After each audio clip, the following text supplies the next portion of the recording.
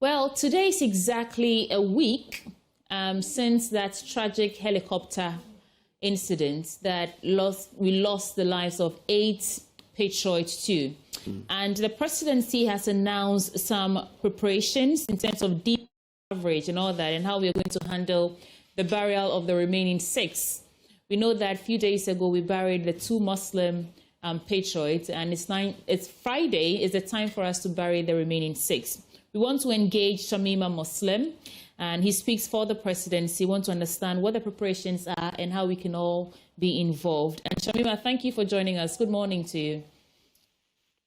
Good morning. Very good morning. Sweetie, is it you? It's me, Shamima. It's been a while. How are you? It's been indeed. I'm well. Great. So, Shamima, first of all, we saw that statement that was released on Monday from the presidency communications detailing exactly what the funeral rites would be and media coverage. But let's start from what are the plans a week on? Is there something special happening today to mark the 1 week after the tragedy? Otherwise, we can move straight into the details of the Friday burial. Very well. Thank you very much. Indeed, the nation is still in mourning as we are all witnesses with the continuous coverage, various duties, that mostly the final right, this not on Friday. And as happened immediately after the news came in, on that ill-fated Wednesday last week, the presidency continues to hold the ceremonial gatherings open to the general public, who continue to flood in on a daily basis to also pay their respect to our fallen heroes in front of the Jubilee House. So that is still ongoing. Also, across the various homes of the departed, as well as the institutions they work with, there are books of condolences that have been opened. So we continue to invite the general public to visit and also pen down some heartwarming words, especially at the various homes if you can, so that at a later time it will be a source of comfort to especially the spouses and the children. Whilst we are at this, the funeral committee has also been hard at work. As you referenced earlier, yesterday, in line with Islamic tradition, which was 3 days after the burial, the Honorable Murtala Mohammed held his adwa and special prayers for him in Tamale. At the same time, in Accra, at the home of Alhaji Muniru Una, his family also held Quranic recitation for him as well. And on Friday, as we have announced, is the official state funeral service that would include elements for the Muslim victims as well as the Christian victims. We expect all to be seated by 8 a.m. at the Independence Square, Black Square, as others call it, and the service is expected to commence as early as 8, because we have quite a lot of biographies and tributes to go through. So we expect the general public to please cooperate. We'll be announcing today or tomorrow the various road closures and arrangements in terms of accessing the venue. And for the media, those who intend to have access to the inner perimeter would need to apply for accreditation. Otherwise, within the ground, behind the sitting arrangement, the media has an allocated screen where they'll be giving a clean feed to provide live coverage of a nation that is mourning and that will be honoring the memories of 8 courageous Ghanaians. Shamima, let's pause on the accreditation for a bit. According to the statement, you actually, like you said, it's limited accreditation that will be granted to media men. And what goes into this? What criteria are you using to silt or to give out these accreditations? However limited. The media committee is working on that, and we've done that in the past. So it will be as representative as possible. Okay, you can proceed. You were talking about the preparation, so I just wanted to have clarity on the accreditation bit. Zero. So I think that really is what we are hoping to see is an orderliness that is reflective of the somber nature of the event, and also discipline from everyone that would want to come out on Friday to also sympathize and mourn with the President of the Republic and the families of the bereaved. While we are at it, we're also still appealing to the media especially and to the general public to continue providing dignified coverage of all the events from last Wednesday till now. May we desist, or what do you call it, from any temptation to want to share any of those earlier gory photos and images, so that we can remember them in the color that their life, was all about.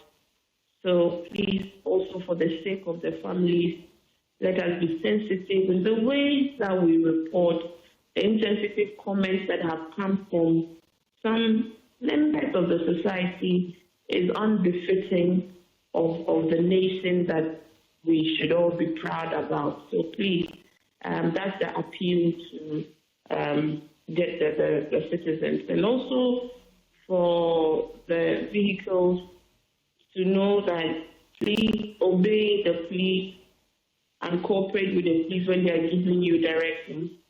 And so it's best to come early, so you have somewhere to park a bit closer to the venue, and then make your way to the arranged sit-in. Shamima, can you give us, a mental picture of how that ceremony will go? When we come in there in the morning, what will be happening till we leave? As we have seen with similar, even though this is a bit different because we do have an interfaith sort of service going to happen. And if you also recall the video that held the kinds of reflections and memorial, it was reflective of the various states of departed Ghanaians. So we would have a blend of that. There will be some Quranic recitation for the Muslim victims, and then there will be a service sort of with the various hymns and prayers from the Bible.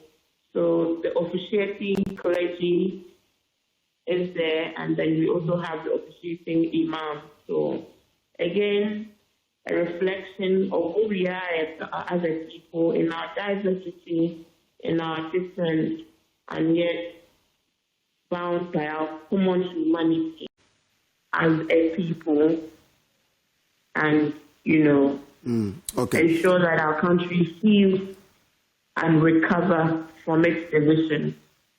We know that since the incident, some presidents from neighboring countries have been coming in to commiserate with the president. At this particular event on Friday, are we expecting any of these leaders to be part of the event? The protocol department will give us the final briefing on which dignitaries to expect later today. So we'll be able to communicate that a bit later on. Does that mean already some are in the country? There is a political party forum happening. We've had a few dignitaries present at that. I don't know as yet if any of them will confirm to stay till Friday. But we did have the Sierra Leonean president come through, as the Sao Tome president also did visit the president when he came into the country.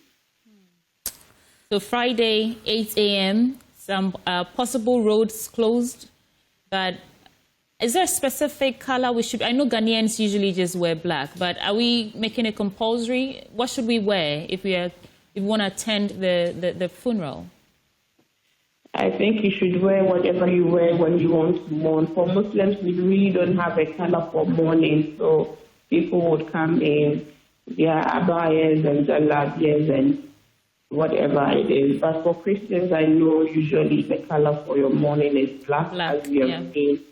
So, but it's not compulsory, you're saying? It's open. You just wear whatever you're comfortable in to go and join this national funeral rite. Well, yes. Shamima, thank you. If you have any final words, something you've left out, this will be the time to put it out there. Just again, on behalf of His Excellency the President, extend his deepest sympathies and condolences to all the families, the wives, the children, the parents, the constituents, and the friends of all our 8 departed Ghanaians, to extend his deepest condolences and his assurance of his commitment to be for the families and to do for the family what is right by them, what their loved ones would have done for them.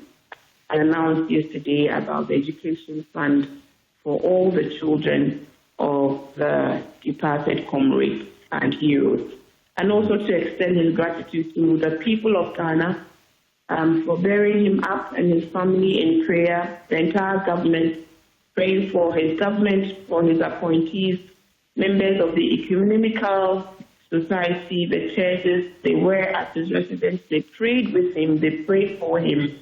They prayed for the nation. They prayed for the government.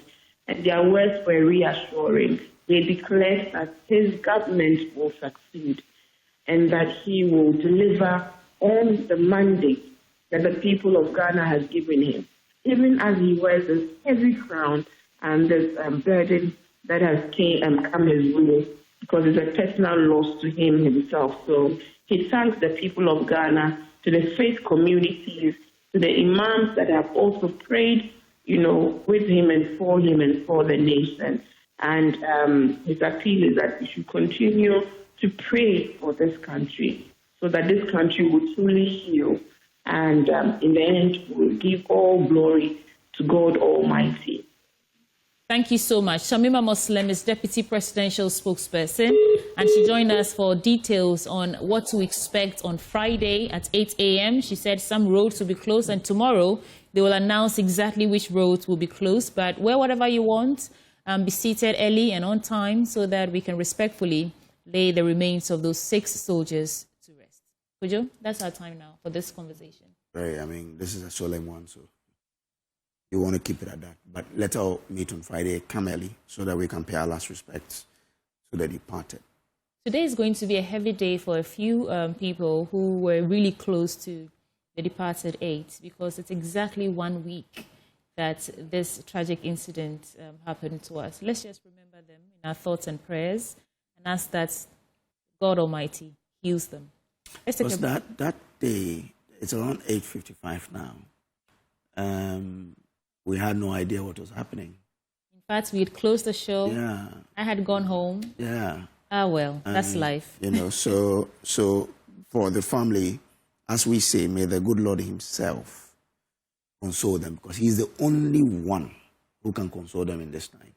No words from anyone, especially when today is Wednesday and they know that it was a day today. I'm sure by now, some of them will be saying goodbye to their wives, their family. Say, it's just Obuasi, I'll be right back. Yeah, I'll be right back. Especially when we're told that Alhaji Lumuna had even told his family exactly what he wanted that evening. So may the good Lord himself console them in the spirit. It won't be easy. Yeah. So stay with us. We'll take a quick break. When we return, there's more on the AM show. We'll be right back.